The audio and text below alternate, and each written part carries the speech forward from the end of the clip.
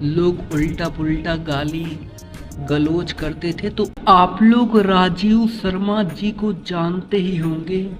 जो भी राजीव शर्मा को पहचान मिला हुआ है वह खेसारी लाल यादव की वजह से मिला है, नहीं तो राजीव शर्मा को कोई नहीं जानता था। खेसारी लाल यादव से जुड़े तो लोग थोड़ा बहुत जानने लगे कि हाँ ये राजीव शर्मा है। और सबसे पहले बहुत सारा विवाद होता था खेसारी लाल यादव को, लोग उल्टा पुल्टा गाली गलौज करते थे तो उन लोगों को राजीव शर्मा जेल भिजवा देते थे, क्योंकि खेसारी लाल यादव नहीं थे, अपनी फिल्म की शूटिंग में, गानों की शूटिंग में व्यस्त थे, पैसा कमाते थे।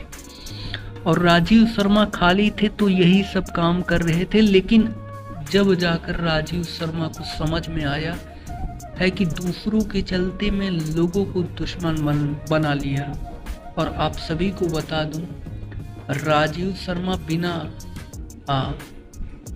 अब जिधर फायदा रहता है उधर पलटी मार लेते हैं। जी हाँ, और एक बात नहीं, कई बार ये पलटी मार चुके हैं, कभी पवन सिंह के टीम में तो कभी खेसारी लाल यादव के टीम में। जी हाँ, फिलहाल दोस्तों इसके बारे में ज़्यादा जानकारी तो मैं नहीं बता सकता, लेकिन हाँ आप देख रहे हैं कि बहुत सारा इंटरव्यू वगैरह वायरल चल रहा है, जो कि आप लोगों ने बहुत सारा देखा होगा।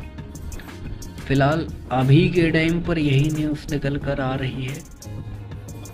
और दोस्तों ऐसे ही भोजपुरी इंडस्ट्री से रिलेटेड तमाम न्यूज देखने के लिए आप हमारे साथ जुड़ सकते हैं, हमारे YouTube चैनल को सब्सक्राइब करके बेल नोटिफिकेशन कॉल पर सेलेक्ट कर सकते हैं, जिससे भोजपुरी इंडस्ट्री की हर एक खबर आपको सबसे पहले मिले।